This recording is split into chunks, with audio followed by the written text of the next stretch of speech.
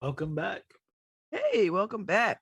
I'm Babz Rawls-Ivy. It's the second hour of LoveBabz, LoveTalk, and waiting for my guest to log in from Marrakesh, Morocco. Ooh, I know that's a hike. Meryanne Loum Martin, and yeah, she's well known now, so I don't really have to give you her whole bio. She's a Parisian. She was a high-powered attorney in Paris and wanted to do something else, change careers, change directions. Got the inspiration from her parents needing a country home, a summer home, a vacation home, and they thought Morocco would be a good place. Marrakesh gives you all the excitement of a city, except not all the excitement of the city. So she set upon a journey to create this really beautiful boutique hotel. First Black woman in Marrakesh to do it. I don't know if that's still true. I'm gonna ask her. And she's had everybody stay at her place, Harry, from Brad Pitt to Tom Cruise to a bunch of other notables. My good friend Dr. Maisa Akbar hung out there. And people got pictures to prove it. So I'm looking forward to having her jump on and tell a little bit about, how's it going? Now, this has been a conversation in the making for a couple of years now. We've been, back and forth. We have a good friend in common.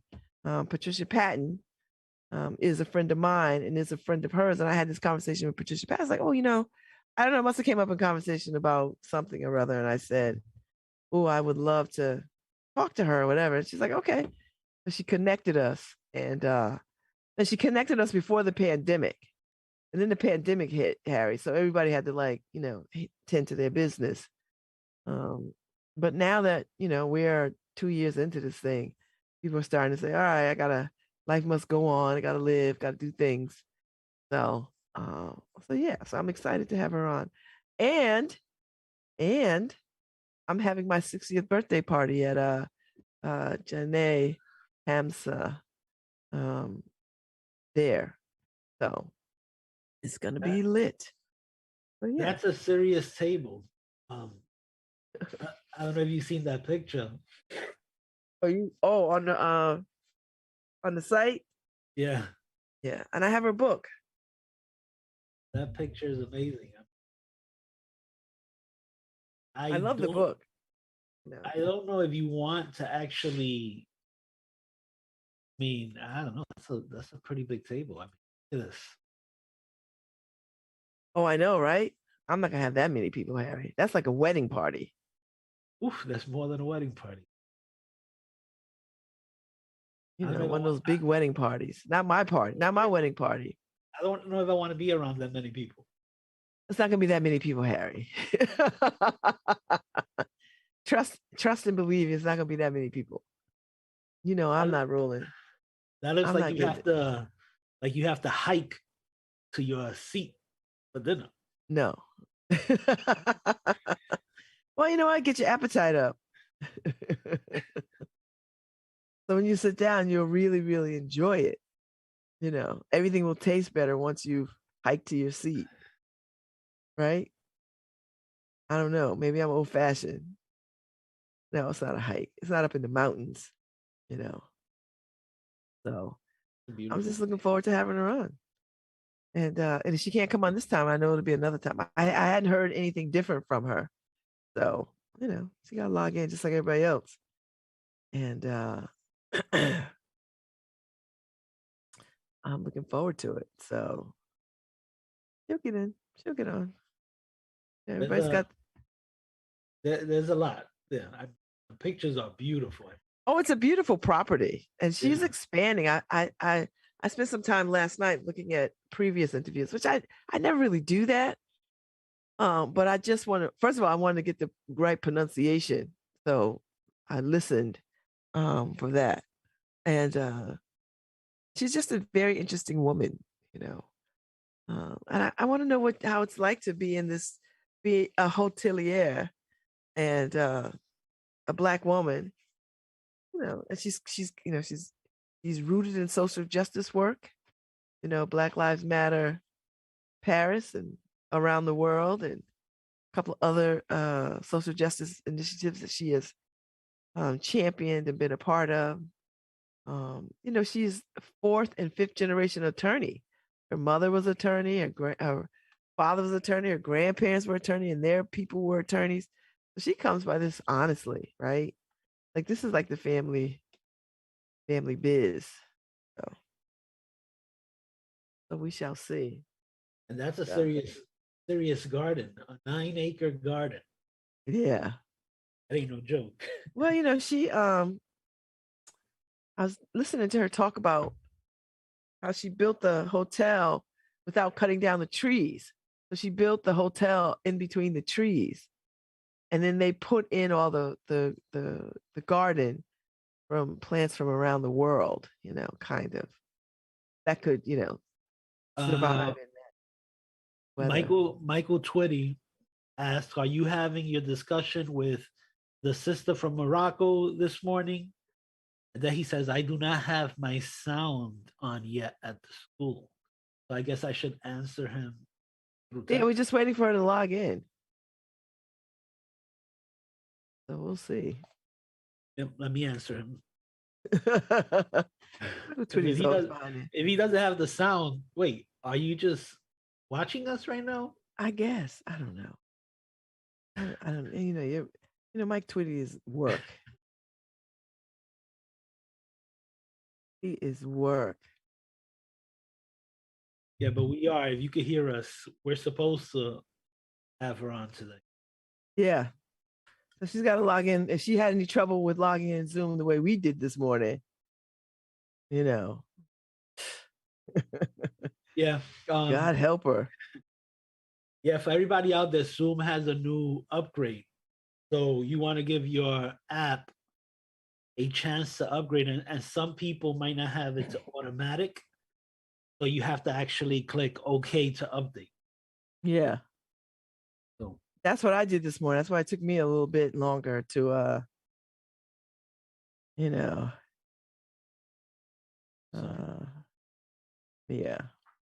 Yeah, Paul, if you're answering, go on Facebook and answer Michael. Because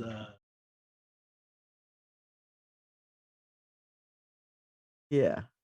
But so hopefully she gets on. If she doesn't get on, like you said, we could have her another day. Yeah, we can always have her another day. I was looking forward to having her today, but she's far away, and technology can be challenging on a Monday. Yeah, so we'll she's see. Not zooming in from New Haven. Right. And nobody's in our hostage room yet, right? No. Okay. Well, I'm listen. Whenever she could come on, it's fine with me. So if it can't be today, it'll be another day. Trust and believe. So that's all right. We've had guests that couldn't get on before, and then we had them back. That's not new. Not hard. And we've had guests from other countries coming in too. So so we'll see what happens. Hopefully she'll. So for all of our guests, located in Morocco, we're waiting for her to come on. She'll be on another day.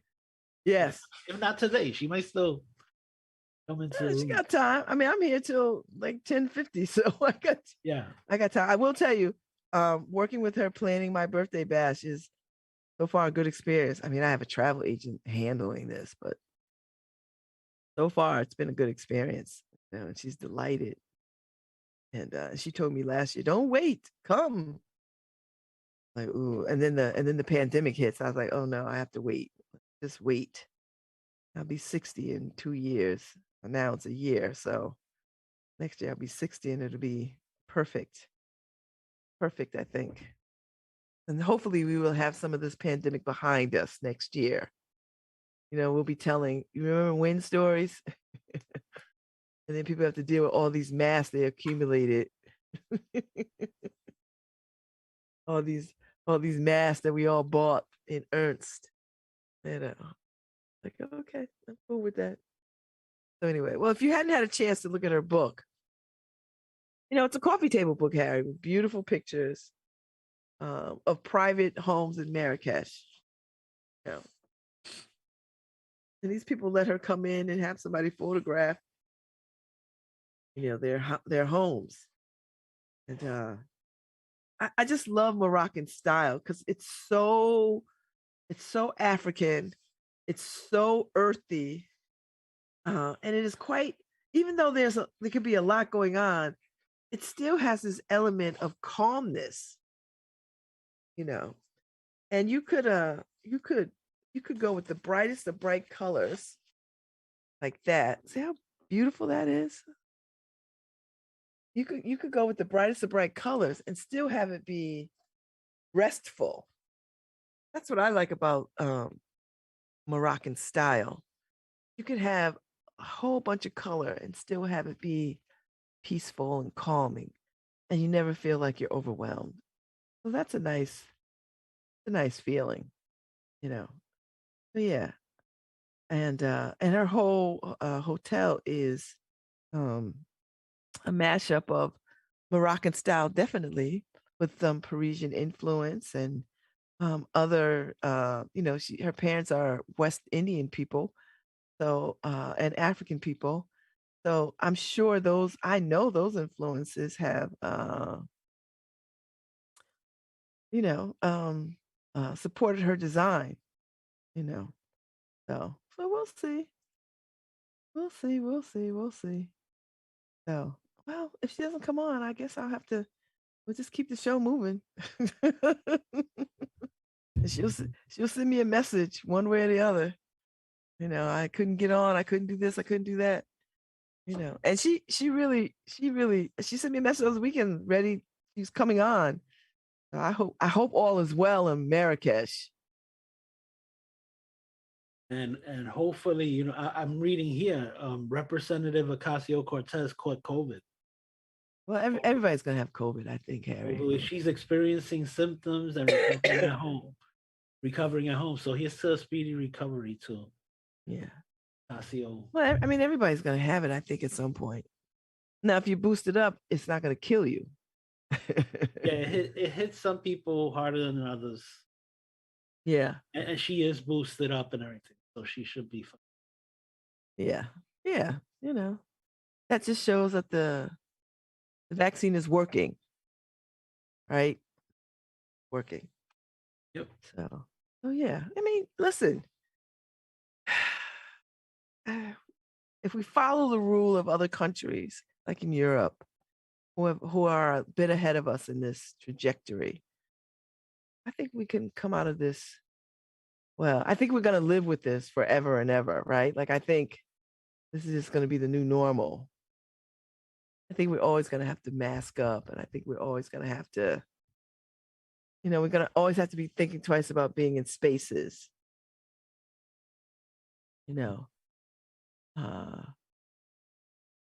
That kind of thing. We're always going to have to be worried about how people are interacting with each other.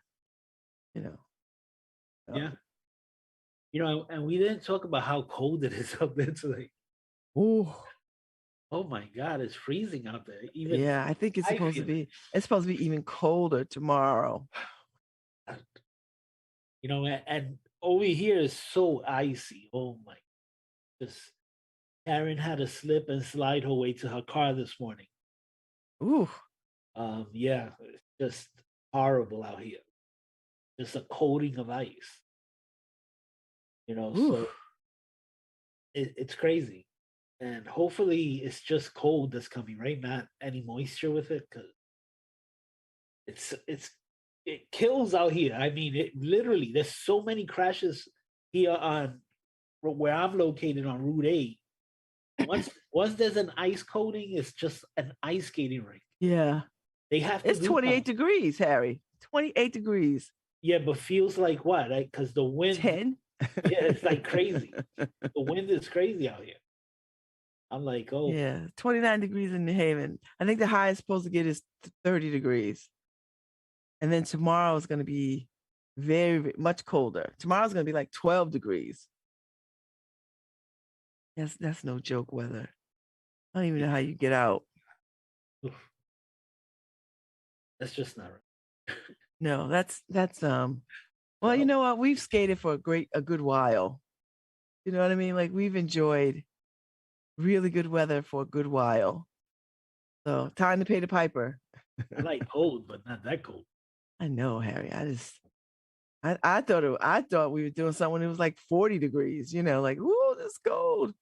When it drops down below double digits, or low double digits, you know, And it gives you a headache. you know, I had the window open last night, right? And because Karen put 3 quilts on the bed, right? Because she gets really cold. Of course, I have the window open, so of course she needs it. But I was so hot under that, I was sweating, and every time I would take the blanket off, it was freezing. Yeah. So I was stuck between freezing and a freaking sauna. Ooh, I get you. I feel you. Cold. Cold, cold, cold. You know. Right. And Karen has those 3 quilts plus she has her heavy pajamas on. I can't sleep in all that stuff. Yeah, I can't do that. First off, I wear no pajamas, so that's why once I take off the quilt, it's just I'm exposed to all the cold in the room. So yeah, it's freezing last night. Mm-hmm. Tonight's gonna be a whole lot Even worse. colder. Yeah, no, I'm not going anywhere today. Today is the first day that I'm up feeling much better. So I'll get out tomorrow, I guess. You know. You know. Um that's that's just the way it is. Yeah. I think I will go out and start my car though.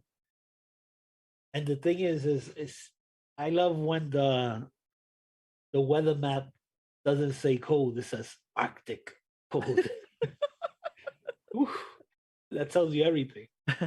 I had a lovely weekend, Harry, over at I went over to Andrew's mother's house in Guilford. Lovely time, spent the night. You know, we opened presents, played games. It was really nice. It was a great way to spend the new year with them. So that was nice. And the weather was nice. It was a little bit of a chill, but it wasn't like it is today. So that was nice. So that snow. I tell you what, having a cover for my car was really nice. Now you have the full cover, Yes. or is the full cover for the car? Yes. I don't. I have the windshield and the back window cover. Nope. I got the whole cover because I don't want to be uh For some reason I didn't even think about that. I just bought 2 pieces. Just bought one whole piece. oh no. Because when you go to AutoZone, they have the car covers and you have to look on the back of the box, find the make and model of your car. No, well, you see, I did it with the Groupon because they had the Groupon sales that they send, and I went on and it was pretty cheap. I forgot what the price was, so I just grabbed 4 pieces. And this was like 2 years ago. But it's worked wonderfully. It's just pulling, pulling the windshield cover off and the back cover off, and I could drive off if I want. Well, I Right didn't from want to. there. I didn't want to have to clean up all that snow off the car. Yeah. Like that's just. So I took the broom and swept it off, and then I took the cover off and shook the cover. It was fine. I was like, now my car looks good. So yeah, I'm gonna go with that. That's the story I'm going with. But I mean, to be honest, I didn't go out and clean my car. Karen did. Because I take so long to get ready. By the by the time I came down and I was also doing some work, so I said, let me just sit here. I gotta put a couple of videos together, and I didn't even notice her leave the house until she came in with snow on her and everything. I'm like, where you been? I'm like, you went to warm up the cars? What? She's like, no, they're done. She's like, I wasn't gonna wait for you. Oof. Hey. Ooh, like I got it done and got some exercise in the boot. Like A okay. workout. Well, that's very You know, nice. and she felt good because it was her first day leaving the house after all this COVID Oh, stuff. so she wanted to get out. She was chomping at the bit. Yeah, so she felt good breathing in real air, she said. So Yeah. it was good. Yeah. I could tell she probably was like, you know what, I gotta get out. I don't care how I do it. I have to burrow under the snow. That's what I'm gonna do. Yep. And then we have the electric snow plow. Yeah. So she made a big hole, through all the snow in the walkway and everything. And she finished up everything, and then she offered the snowblower to other people. Oh, that's nice. I brought my snowblower with me. I never need it because the folks take care of it. But that's the thing; they're supposed to take care of it here either, but it's unrealistic, especially on days you have to go to work. It's like you're gonna wait for them, and it's gonna be 10 a.m. and you're supposed to be at work at 8. Oh no. Yeah, that would be problematic. Like I can't wait for y'all. Y'all know y'all need to come out here early so we can get this done because people got to go to work. Yep. So usually you have people out there shoveling their way to their car, cursing and everything, and saying this damn condo association, and that's how it always is because they don't come out early enough. And then on the weekend when everybody's wants to stay in, you hear them beeping the horn out there so that you can move your car. Yeah, move your car. And it's like, what? Like, are you kidding me? Like y'all just now getting out here. Like what? Yeah, no, that's all right. Listen, I'm glad she was was able to do it. It probably gave her a little opportunity to get a little workout in, open those lungs, feel a little bit better. You know what I mean? So, oh, I just heard from her. Oh, it was an accident. Oof. Sorry, okay. She's on her way on. Oh, she is? Yeah, she's like, I'm coming. I just had an accident. I was like, girl, what? All right. 20 minutes of talking with her is better than no minutes. Yep. So Citigroup announces this morning that it will fire employees who haven't been vaccinated.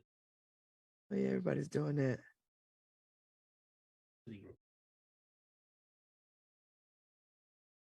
A lot of people, and it was a historic number for November they came out with of people who just left their job. That seems to be the trend. People going to restaurants here and mad because there's somebody working. Yeah. I was like, you aren't y'all the same people that told folks you don't like your job, go work somewhere. Remember all that stuff when they was talking that stuff? Why do you need to make more money and blah, blah, blah. Now you'll pay anything to get somebody to bring you a burger. Well, Waterbury school system shut down today, not because of weather, but because of staff shortage. They're sick. So everybody's sick. Everybody's has the COVID, the Omicron. Yeah. So sick. Yeah, and it's a little more involved than having the flu. Although there's a flu component to some people, Well, the flurona, right? Yeah. There's some people with the flurona. So they have a combination of both. And yeah, that would affect you. But hopefully, hopefully this is it. I hope Omicron is the last one. Let's hope. Cross our fingers. The problem is, Harry, we don't know what other people do in other countries. Everybody's trying to get. Oh, here she is. Here she is. And yeah, just let her in. So she should be in. Okay. But yeah, hopefully we're over the worst of I this think so. COVID. Yay! Meryanne Loum Martin has arrived. Unmute yourself, Meryanne. Can you hear me now? Yes, hi. Okay. I'm so sorry for the delay. I'm in Paris and I had a problem. That's all right. I got your book. Great. How are you? Happy New Year. Happy New Year to you too. Oh my gosh. And I totally look forward to meeting you. Oh, girl, I'm coming with my whole bunch of people. We have a good party. Yes. So I'm so excited. So I already talked about your biography. I done told people all your business. Fourth and fifth generation attorney, Parisian high-powered attorney, made a change and opened this beautiful boutique in Marrakesh. Because your parents wanted a place to go, a vacation place. Yeah. And you're like, let's go here. And they went along with you. It was very convenient because it's 3 hours flight from Paris, 3 hours flight from major African capital cities like Abidjan or Dakar, where we also had to go. And it is on the mother continent. Mm-hmm. And at the same time, it's totally neutral. Having a holiday house in a country where you have kind of family connection would mean seeing people you're not close to for at least 1 week before you start having your own vacation, because you have obligation to visit this cousin and this aunt. And so this was perfect, totally neutral, beautiful, and exotic. So listen, you're the first Black woman to have a hotel in America. Is it still true? Are you still the only one? Yes, I'm totally, not only I'm the only one, but I'm also the only one, the first one, period. Because when I started my first place, it was in '89, and there was no boutique hotel then at all. The one I have now is since 2001, but the one I had first, in fact, I had turned my parents' property into a business. And in 1989, I was totally the first one to have this idea to offer kind of very home atmosphere, very stylish, but with the service of a hotel. Mm-hmm. And it was a huge success. And just for between the two of us, I'll send you the press book I had then. It was crazy. I had no idea that it would be so successful, How does that make you feel to be the first the only Black woman? And how are you received when you go in these spaces with other hoteliers? Like, do they like, who is she? I mean, I know who you are now, but no, they all know. In Marrakesh, everyone knows me because I was there before everybody. And when I moved to Marrakesh and I had the idea to do this, there was only big hotels. There were big hotels of 200 bedrooms and things like that. So it's a very different business than the boutique hotel. No, I have no problem. I don't think I have any kind of problem. I'm part of the landscape. They've all known me since the mid '80s when I was building the first place, And yes. I remember that there was one day, it's a big, it's a kind of men's society over there. And I remember some men saying, well, she's the only one who has balls in this country. and then there were other people saying, oh, if there were more Meryanne, we would have no unemployment issues anymore.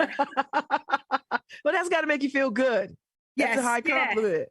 Yes, very much so. Very much so. So when you started this journey, was the dream the reality now? Like whatever you dreamed, is that the reality now? Do you, or is there more to do around creating this dream? Of course, there's much more to do, and not only in Morocco. But my dream is to create a Black-owned boutique hotel brand and to go beyond what I do now. Wow. And so that means outside of Morocco? Or? Yes, also develop my own thing into a real brand, do other places in Morocco, and do things abroad, because I think that, I have, in fact, for all these years, we have organized cultural events, we have organized events celebrating the creativity of our diaspora. But before, we were also doing cultural events which were not especially linked to our diaspora. And I think that I'm in a very good position to turn 20 years and more of work into a real brand. Mm-hmm. So where does this energy come from? Oh, I have no idea. Like, do you get up in the morning and like, I can't wait to get into the day? Yeah, it's so funny because I remember sometimes going out to places where there would be music with my children, and I would be on the dance floor and they would say, okay, Mom, it's time to go home now. So I don't know where my energy comes from. So, all right. So you're starting this you're continuing the adventure of branding, your brand of boutiquing.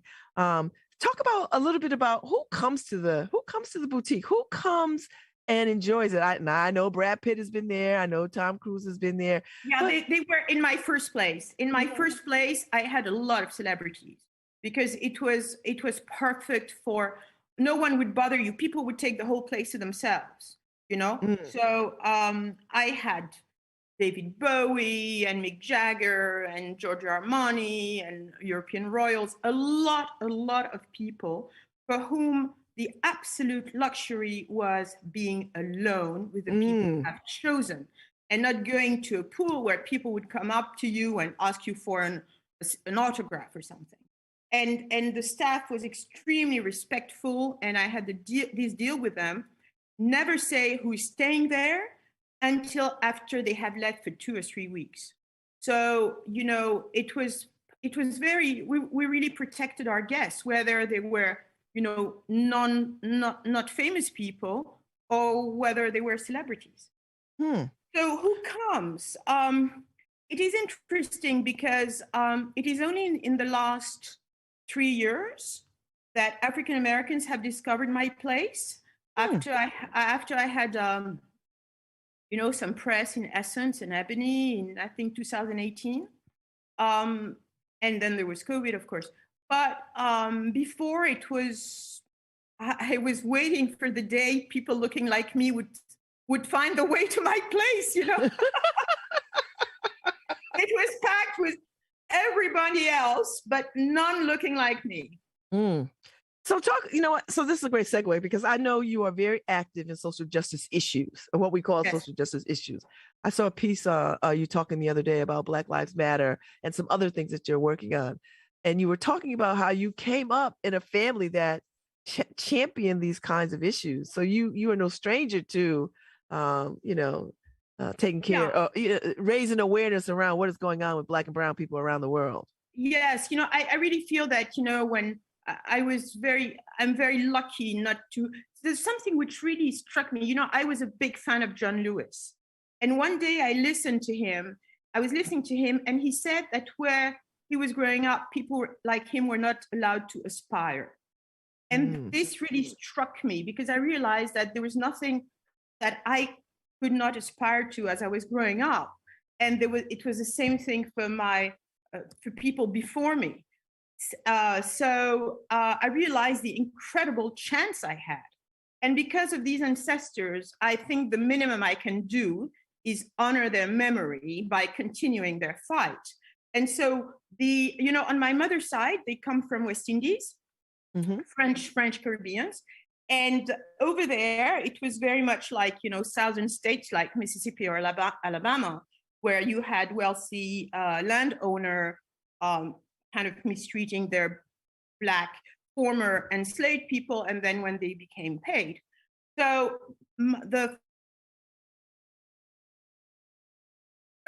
my grandmother was born enslaved, and he was freed at the age of 16.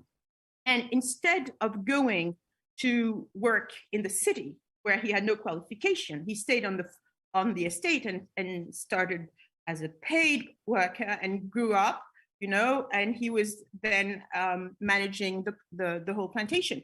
And then when his boss wanted to sell, he told him, I will recommend you to the new buyer.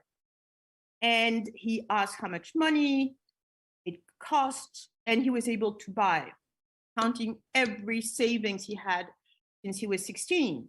And so this was when our family went on to another trajectory, because he was owning the property, he was living in the big house, and he was obsessed with learning how to read and write.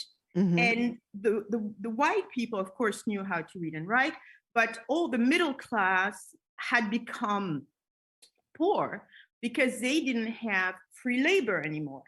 So there was this guy begging for food every day at the gates of the property. And one day, white guy, he told him, well, you come in, I'll give you room and board, and you teach me how to read.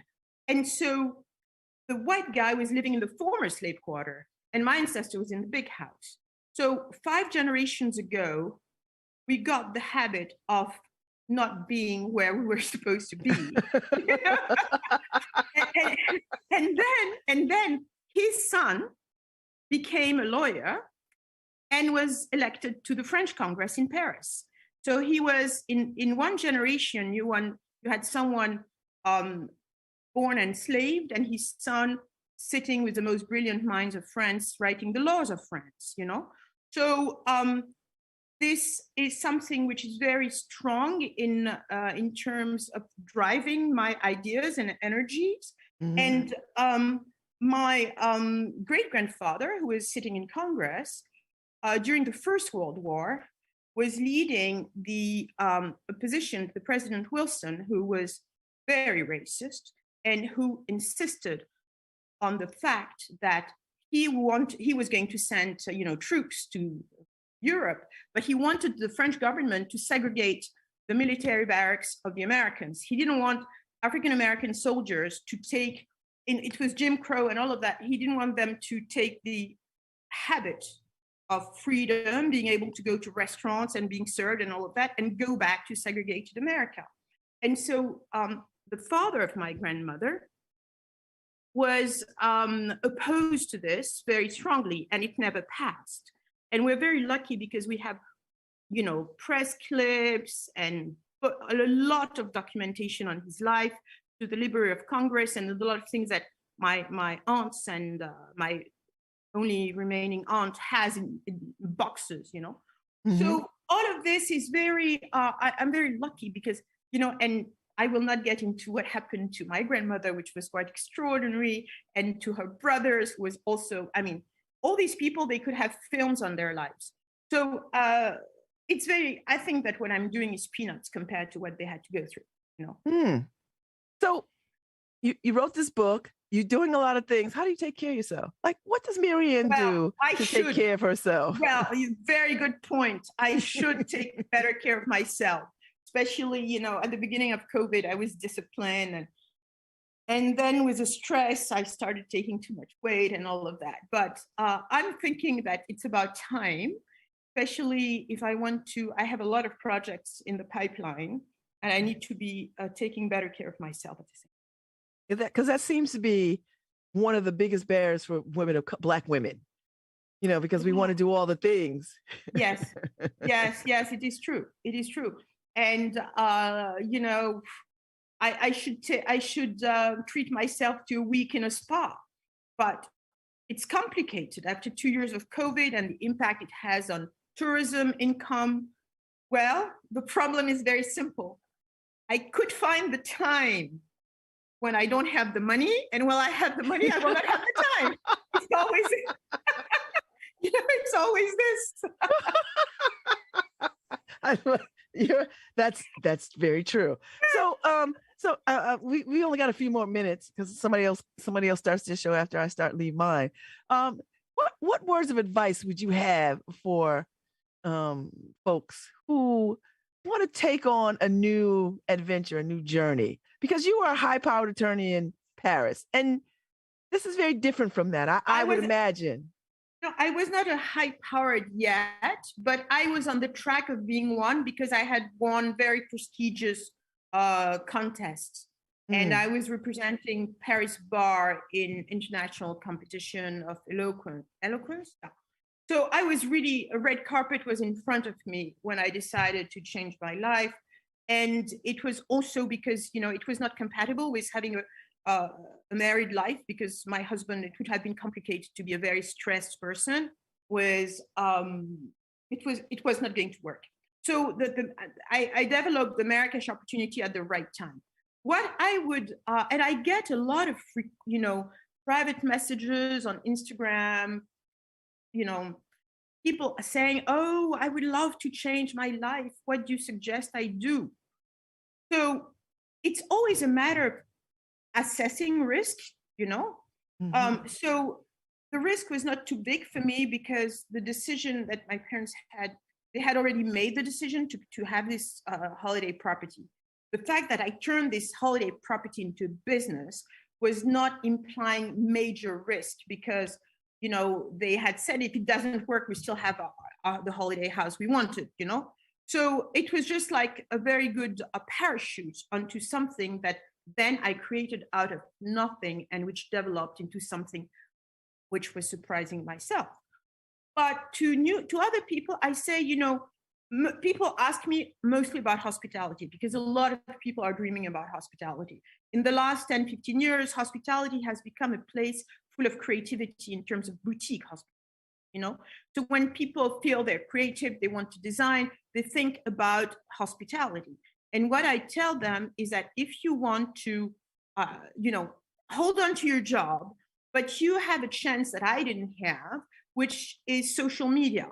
Why don't you try to create your whole kind of virtual brand through an Instagram account, through a Pinterest account, whatever, and see how people react? Because if you suddenly have 10,000 people loving what you do, then you could feel more comfortable and more comforted about turning this into reality. If you do it out of nowhere, I think it would be a very big risk to do, So this is what I always tell people: use social media to check the market. Oh, that's good advice. That's worth everything. Well, I'm so grateful that you were able to pop in for as long as you could. I'm excited about having my birthday there. Yes. 2023. You have seen the photos, right? Oh my girl. Of the room. I've seen the photos of the room. I can't pick a room. Oh my Lord. Oh yeah, you're seeing that. Yes, we put them up. I can't imagine where. I don't even know where I would stay. I was like, why do I have to pick a room? Like, can they just put me in a room, because it's too hard of a choice? It's so funny that you're saying this, because one day we had guests. They were a group of people, and they were changing rooms every day. I understand it. I really do understand it, because it's such a beautiful place. Thank and you. Just looks like luxury at home. Simple. It's not, we're not about marble and gold. It just feels like a nice country house, Mm-hmm. Well, I love it. With a Moroccan style. And I hope that people hearing us are going to follow our Instagram and send me messages. And if they, I'm going to make a treat for all the people following you. If they say that they followed, they heard me on your media, then they will have a special treat. Whoa. Yeah, very special. You know what? These people gonna go crazy. They're gonna be. I got a good following of folks who are like, what? So, well, thank you, Meryanne. This has been lovely. I would love to have you come back on, yes. Later. I will make sure I have no accident. There was an issue with the gas boiler, but I will make sure that I will be there in time. Oh no, I'd love to have you come back, because you're fascinating. Always happy to come. Okay. All right. Bye. Have a good day. Thank you. Thank you. Bye-bye. Bye-bye. All right, everybody. I'm on my way out. I'll be back tomorrow. Thank you, Harry. Bye. And thank you, Meryanne Loum Martin. It was a good 20-minute conversation, which I enjoyed very much. I'll see you all tomorrow.